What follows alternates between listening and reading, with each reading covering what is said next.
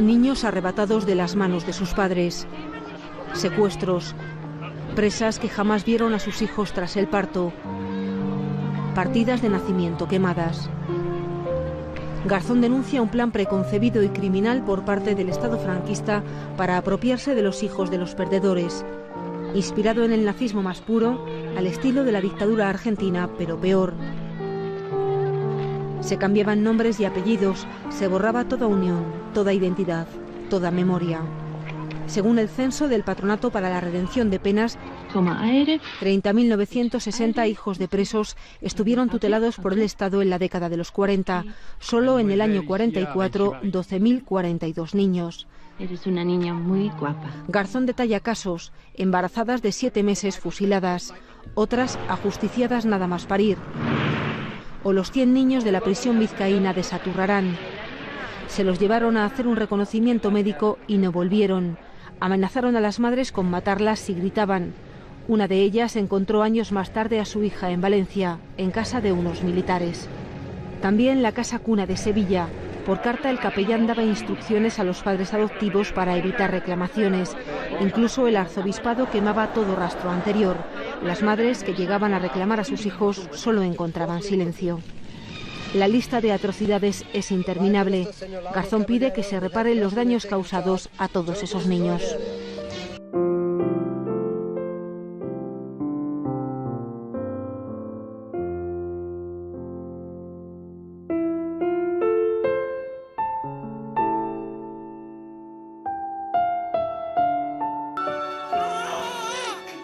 Cientos de personas han denunciado la desaparición de sus hijos en los años 60 y 70.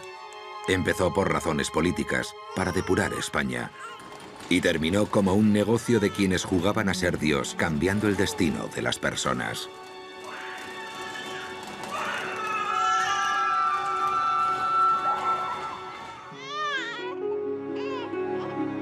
Los niños de Doña Mercedes eran un secreto de dominio público en Bilbao, pero la fama de sus servicios se extendía por toda España.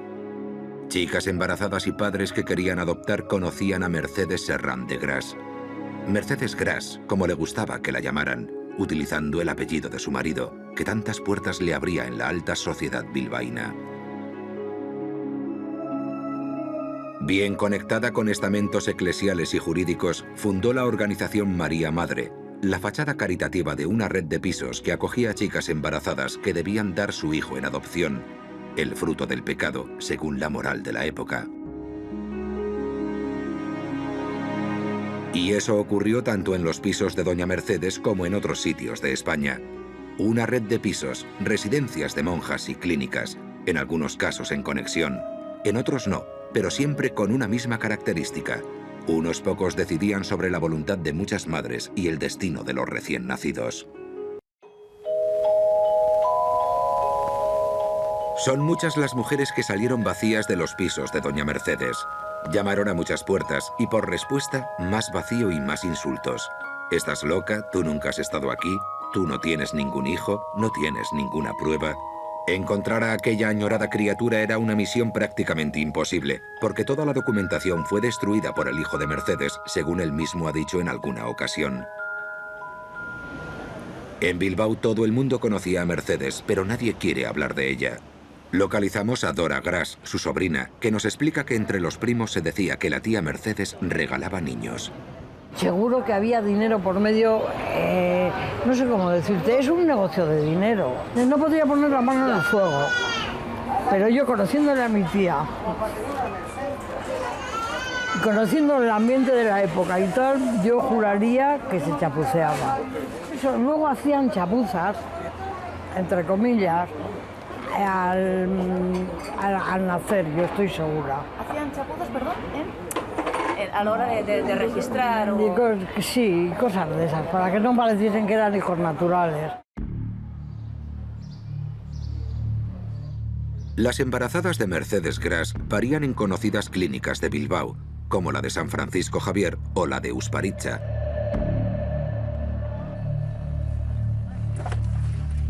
Allí trabajó un ginecólogo que atendía a chicas provenientes de otra red, Madre Misericordia, dirigida por monjas seglares. El médico, ya retirado, no quiere conceder entrevistas, pero conseguimos grabar esta conversación. En el libro de quirófano tenía que figurar Daniel, el parto. Eso sí, el parto figuraba que había dado una persona. Ahora yo digo, ¿darían un nombre, el nombre suyo o daban un nombre fingido, o supuesto? Yo qué sé. No, porque claro, luego el parto figuraba nombre de la señora que lo había solicitado en la adopción. Eso no lo sé yo nunca, solamente lo sabrán las monjas que llevaban allí en el libro de quirófano. Ya me entiende lo que he dicho, ¿no? Pero quiero decirles, han hecho cosas que igual un poco al margen de la legalidad. Podía ser que pudiera haber alguna cosa de esas, pero el hecho es que se resolvía todo bien, ¿eh? Luego el matrimonio que lo había solicitado, cogían la criatura, se marchaban y eran contentos.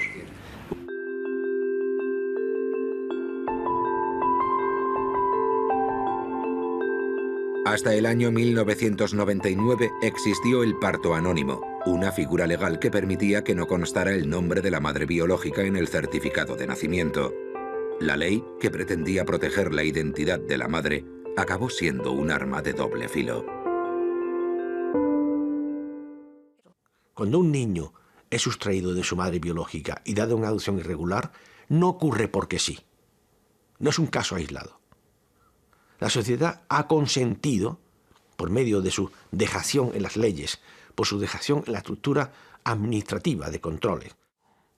¿Cómo va a ser casualidad que se actúe exactamente igual en Bilbao que en Madrid, sin tener conocimiento mutuo de lo que está ocurriendo?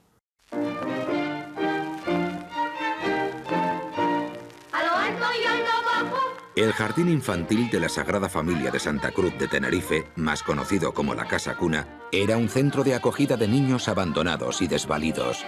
En pleno franquismo, y como ya ocurrió en las cárceles de mujeres, las Hermanas de la Caridad de San Vicente de Paúl fueron las encargadas de atender a aquellos niños.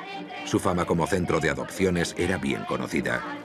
Gente influyente de toda Canarias acudía a su directora, Sor Juana Alonso, para conseguir un niño.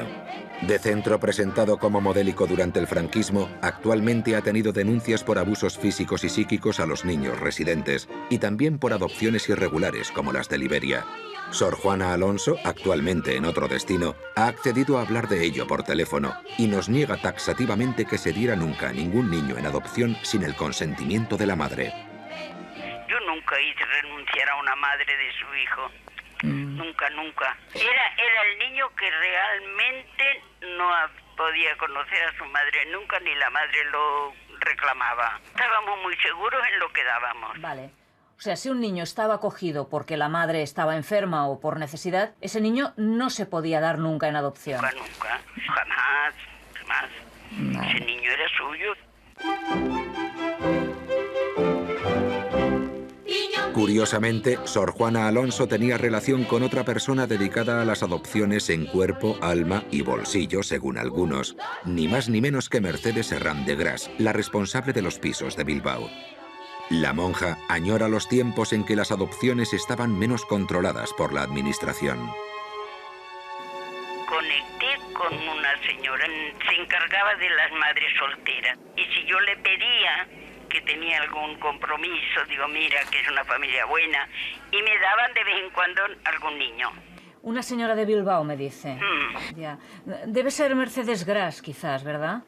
Conocía mucho a doña Mercedes y ella, pues, nos entendíamos bien. Ella venía a Tenerife, yo iba a Bilbao y hacíamos la cosa, pero cuando se podía. Después ya se metió todo ya de protocolo y de... Ya entonces lo estropearon. Se refiere que sencillamente, cuando empezaron oficialmente a querer ellos mangonear eso, lo estropearon. Vale, se refiere más bien cuando intervinieron ya las administraciones. Las administraciones. Lo hacíamos bien, en conexión, pero sin contar con más oficialidad. La Comunidad Valenciana fue el destino de muchos niños adoptados provenientes de diversos lugares de España. No llegaron solo de la Casa Cuna de Tenerife, sino también de Madrid y Barcelona.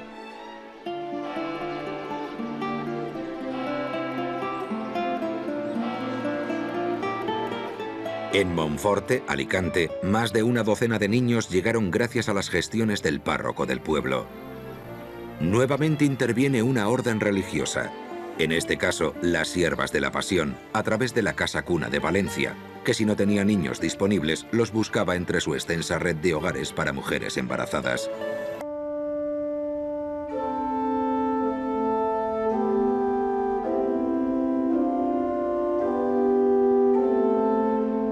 Santa Isabel era una de las muchas residencias que atendían a madres solteras. Aquí iban a parar mujeres de todo el estado que venían a Barcelona para ocultar su embarazo. Las mujeres no querían desprenderse de su hijo y su voluntad fue ignorada.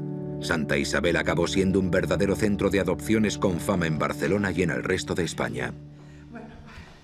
Sor Josefa García Veiga, una de las responsables de la residencia que todavía funciona, niega presión o coacción a algunas de las madres para que dieran a sus hijos en adopción.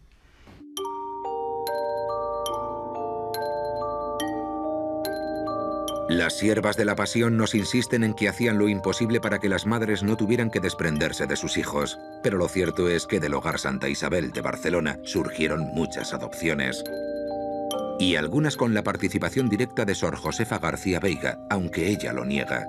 El caso de Toñi es un claro ejemplo. La firma de la monja consta en la tramitación de la adopción. No, la mía no puede ser. La mía no. Solamente firmé una que se llamaba Alicia y otra Belén.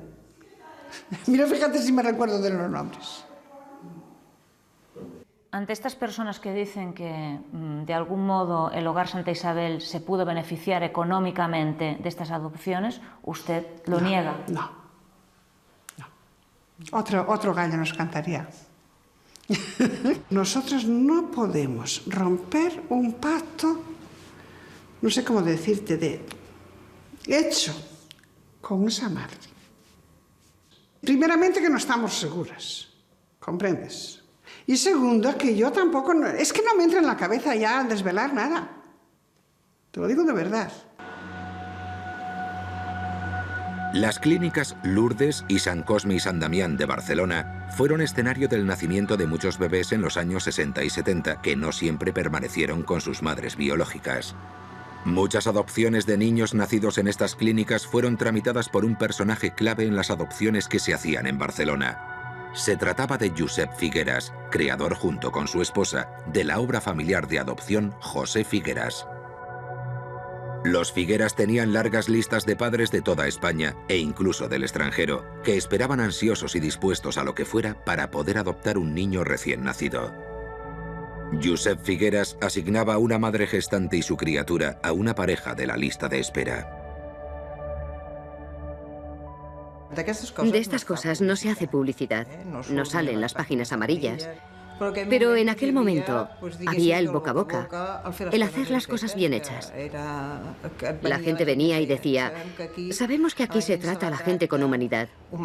Quiero decir que los padres que querían adoptar tenían la conciencia de que no se cometía ninguna irregularidad, que había un ordenamiento jurídico que amparaba aquello. En los años 70, ¿por cuánto podía salir una adopción? ¿A cuánto podían ascender los gastos? No lo sé, me parece que unas 200.000 pesetas o algo así. No creo que llegara tanto, pero era más o menos eso. ¿Y eso incluiría? Todo. Todo lo que eran los gastos médicos y la estancia de la chica. Después, los trámites legales eran un tema que llevaba un abogado y en el que nosotros no participábamos.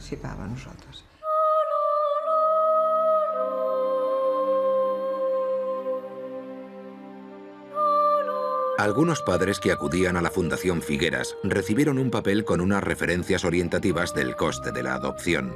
Los gastos médicos con visitas, parto con anestesia y atención pediátrica ascendían a unas 18.000 pesetas. La estancia de la madre durante el embarazo en residencias como el Hogar Santa Isabel ascendía a unas 21.000, total 39.500 pesetas. Cuesta entender a dónde iba a parar el resto del dinero hasta llegar a las 200.000 pesetas que la propia Montserrat Figueras reconoce que se pagaban. Un precio equivalente al de un piso de la época que muchos padres adoptantes admiten haber pagado.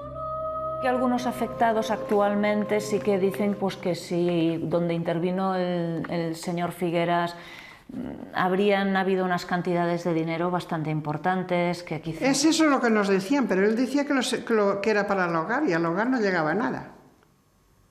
Que alguien me viene a decir, pero ¿cómo es que pedís tanto a los padres? Nosotras.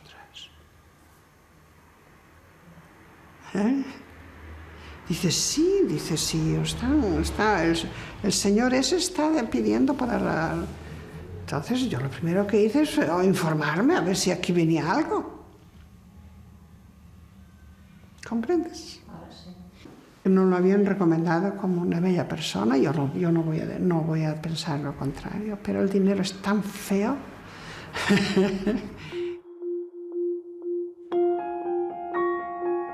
La sombra de irregularidades en la gestión de los Figueras mereció una investigación judicial en los años 80, que no prosperó. Pero se cruzan las acusaciones de lucrarse con las adopciones y la Fundación Figueras acabó rompiendo con Santa Isabel. Nosotros vimos que había algo que no estaba muy claro. ¿En qué sentido? A aquellas chicas, humanamente, no se las trataba bien cuando se les estaba cobrando a ellas, a los matrimonios. Cobraban por todas partes. Pero es que, además, ya no era un problema de dinero, era un problema de humanidad.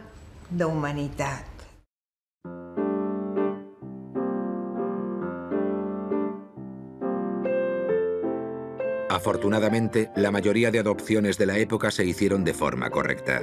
Pero también es cierto que el marco legal difería mucho del rigor que hay hoy en día en materia de adopciones. Bastaba un contrato entre particulares certificado ante notario para efectuar una adopción. Eso y la figura del parto anónimo era el resquicio que aprovechaban los que, por moral o por negocio, robaban los bebés a sus madres.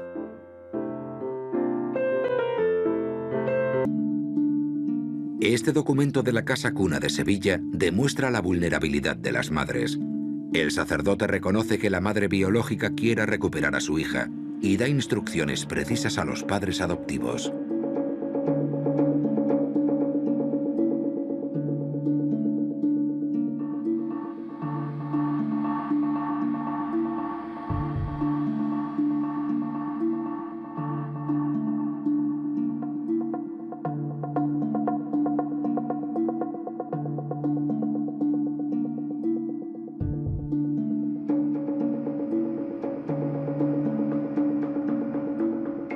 Casas Cuna, Hogares Santa Isabel y Villas Teresita eran residencias para madres solteras repartidas por toda España.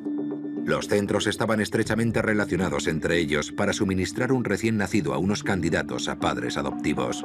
Por eso, muchos niños venían de lugares alejados de la residencia de su futura familia. Si era necesario, los religiosos contactaban con centros sanitarios que podían proporcionar bebés. Y en este tráfico de niños aparece un centro que marca el punto de inflexión en esta red, la Clínica San Ramón de Madrid.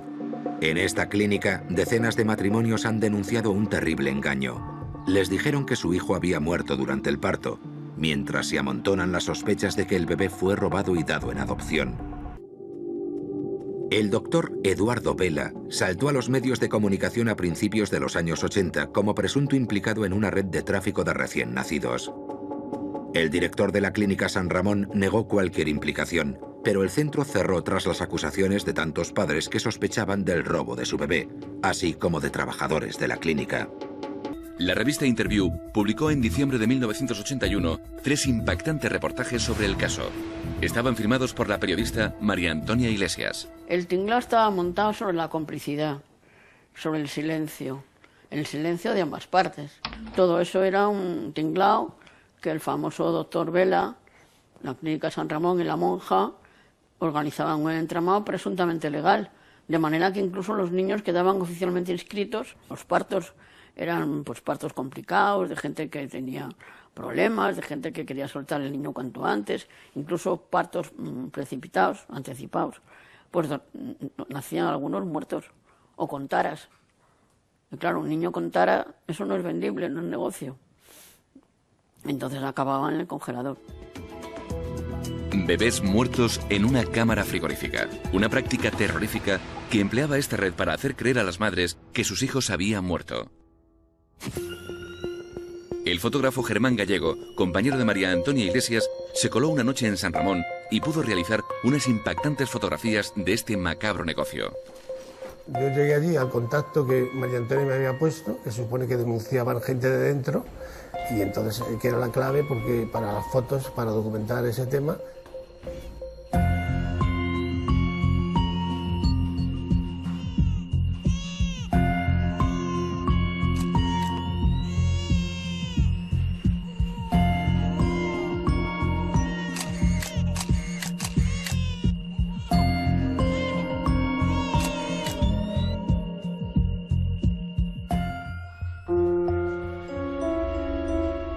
A una hora, que era de noche ya, serían las 9, las 10. Entonces, en la puerta de la derecha me dijeron, me dieron una cita en un sitio.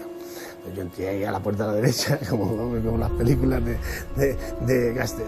Llegué a la puerta, entonces era un sitio muy pequeño, sería como un lavabo, casi se podría decir, de estrecho.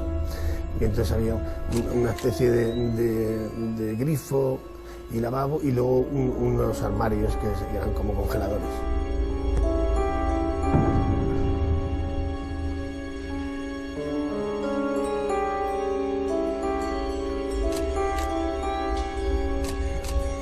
Era el niño que enseñaban a las mujeres que tenían el niño y se morían, según los médicos de ahí. Hice las fotos y dije, bueno, pues nada, a ver si esto se puede denunciar. Hice 4 fotos y salí yo más blanco que el niño.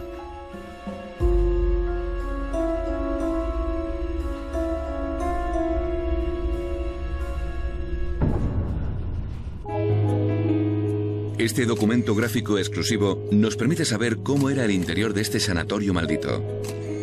Vemos la entrada principal, la zona de maternidad, las cunas con bebés que tenían pocos meses de vida y la imagen que les dejó helados el corazón a Germán y a María Antonia. En uno de los paritorios, dentro de una cámara frigorífica, yacía un bebé muerto. Estaba envuelto entre unas sábanas y encima de unas cajas de cartón. Una prueba espeluznante que confirmaba que en San Ramón algo podría estar pasando.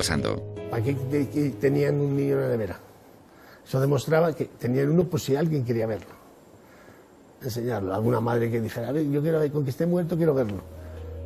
Según María Antonia, no existió una investigación policial exhaustiva porque pudo haber gente de la policía implicada en el caso. Mi sospecha personal, la de Germán y la gente que trabajó en este trabajo, es que también había una connivencia de ciertos policías que también se habían beneficiado de lo mismo, que habían conseguido niños, que habían traficado con el asunto, que era algo más que una tapadera.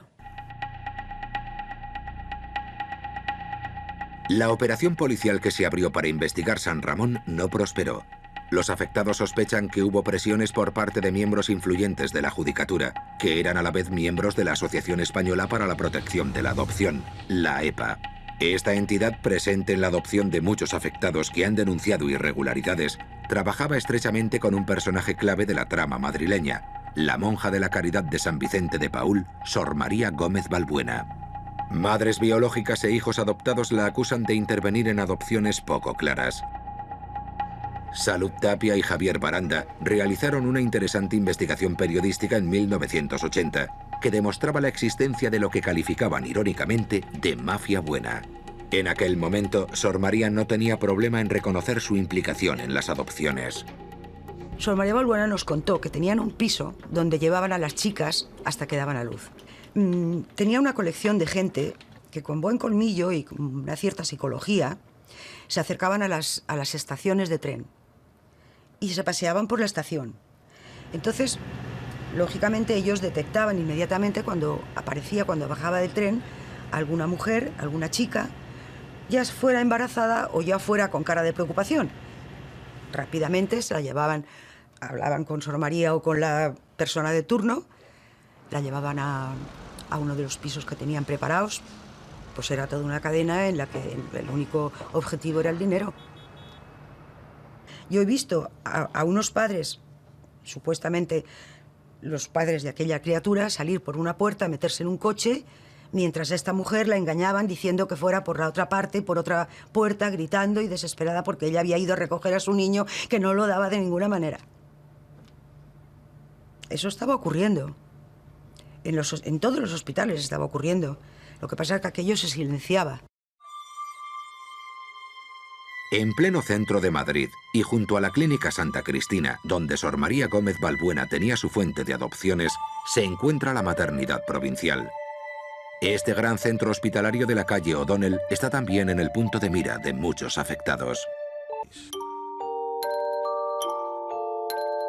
Varios médicos consultados coinciden. Por más que fuera la España de los años 60, los niños no morían de otitis. Solo en los primeros 20 días de enero de 1964 mueren un total de 9 bebés, como si hubiera una extraña epidemia de otitis. El doctor Ignacio Villa, jefe del servicio de neonatología donde ocurrieron estas muertes por otitis, no quiere entrevistas, pero accede a hablar por teléfono. Falso. Todo es falso. Absolutamente falso. Usted niega que tenga ninguna implicación, vaya. Absolutamente ninguna. En aquella época de los 60, cuando se dice que se murió de otitis, la otitis fue dar lugar a una septicemia y se muere. Es mentira que se enterraron a los niños y salieron los padres, es mentira que se cambiaron a los niños, todo es una falsedad histórica. Eso es de chiste, eso de la memoria histórica de unos cuantos socialistas que quieren mentir y están mintiendo. Lo que ha venido a ocurrir en los últimos 6 meses, en el último año entre nosotros, es que ha cambiado el criterio cualitativo. Ya no se habla de irregularidades en las adopciones, ya se habla de robos. Todo el mundo da por hecho de que hay robos. Es más, hay quienes hablan de tramas entre médicos y entre hospitales y etcétera. Robos durante el franquismo, he dicho que no hemos acreditado ninguno, y yo creo que robos en la actualidad no hay tampoco absolutamente ningún caso acreditado con pruebas rotundas que al menos los tribunales de justicia hayan obtenido. Las exhumaciones realizadas hasta la fecha han arrojado la siguiente información. Se han hecho, que yo sepa, y puedo estar equivocado, 2, 4, 6 exhumaciones. Fíjense ustedes que en los 3 primeros casos el resultado es que no se recuperan restos humanos. Y creo que el término exacto es ese, no se recuperaron restos humanos. Porque no es lo mismo que no se hayan encontrado restos humanos que decir que el féretro estaba vacío. Es que no es lo mismo. Lo que está claro es que en un nicho, como se saca una caja, si está la caja entera, dentro, si ha habido un bebé, está dentro. Es imposible que se volatilicen los huesos, que se volatilice el cuerpo. Yo soy de los que piensan que no es imposible que se produzca una degradación del cadáver, en este caso perinatal, de forma completa, más aún si se trata de un prematuro. Eso no es imposible, y aún menos en el País Vasco, donde los cambios climatológicos, sobre todo los cambios térmicos y de humedad, pueden hacer que se degrade tanto como para que lo que quede ahí sea un residuo prácticamente imperceptible. También puede ocurrir en condiciones muy extremas de agua, de lluvia, de que el cuerpo esté en posición cercana a la superficie, que se haya enterrado de forma no correcta, de que haya un suelo muy ácido, como los huesos al final del cuento son carmatocálcico, se hayan podido disolver poco a poco y desaparecer. Puede ocurrir, pero son casos extremadamente raros, en condiciones climáticas de suelo muy extremas. Yo creo que en Euskadi no es el caso. Posteriormente, la comisión ha recibido a los 2 forenses que han practicado 4 de las 6 exhumaciones realizadas hasta la fecha en Euskadi. Tanto Carlos Cubero como Luis Miguel Querejeta aseguraban que no comparten la tesis sobre posible degradación de los cuerpos. Por tanto, no encuentran explicación científica a la ausencia de huesos en 2 de las tumbas abiertas. No tenemos ninguna explicación. Tenía que haber habido restos óseos. A mí cuando hablan de esta monja, digo, pero si el acta de nacimiento lo firmamos solo los ginecólogos, no lo puede firmar nadie más. Nosotros somos los testigos de que hemos asistido a ese parto. Luego, con ese acta de nacimiento, donde es verdad que estaba falseada, porque no poníamos el nombre de la madre verdadera, sino de la madre adoptante, con ese acta de nacimiento se iba al registro civil. Y en el registro civil, al día siguiente, con el acta de nacimiento, consta la madre y consta el marido de la madre. Todo esto suena como si fuera un cúmulo de irregularidades, pero consentidas. Mira, en aquel tiempo, Iñaki, yo he firmado Yo no asistía a estos partos porque era residente, lo asistían los jefes. Pero cuando atendíamos los partos y las mujeres en aquel momento, una mujer de Lequeitio, de Ondarroa, de Bermeo, te decía que él no quería que inscribiera a su niño nacido en Cruces, Baracaldo, como eran todos los niños casi de Vizcaya, le firmábamos que había nacido en su casa. Y lo firmábamos todos. Luego cambió la ley y se dejó que los padres inscribieran a sus niños en el sitio de residencia suyo. Hacíamos una falsificación de documento público. Sí. Yo lo hacía diciendo que habían nacido en su casa. Y el ginecólogo que atendía y que lo ponía a nombre de la madre que no había dado a luz, hacía una falsificación de documento público, pero con la mejor intención. ¿Pero la ley entenderá esto? Ya veremos. No termino de ver de que existan robos. Y digo claramente, y aún menos en la sanidad pública que conozco formalmente organizada, donde se hace no solo muy difícil, sino prácticamente imposible, empezar a robar niños en el sentido de quitarlos de madres que sí querían tener el niño, que sería robarle el niño a una madre. Me parece eso prácticamente imposible. En todo caso, si yo estuviera equivocado, porque efectivamente se llega a otro punto de la investigación, asumiré esto y para mí representará incluso, lo digo con tristeza, la mayor decepción que me provoca la medicina a la que pertenezco. El tráfico de seres humanos mediante el robo de personas indefensas me parece el crimen más grave del que yo haya tenido noticia en la sociedad en la que vivo.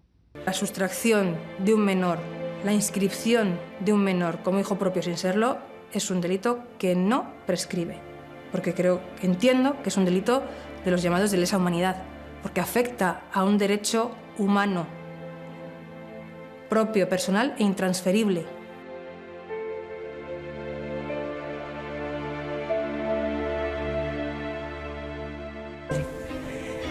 Queremos justicia, queremos verdad y queremos recuperar a nuestros hijos para que sepan que los buscamos porque son nuestros, pero no porque nos pertenezcan, sino porque los parimos.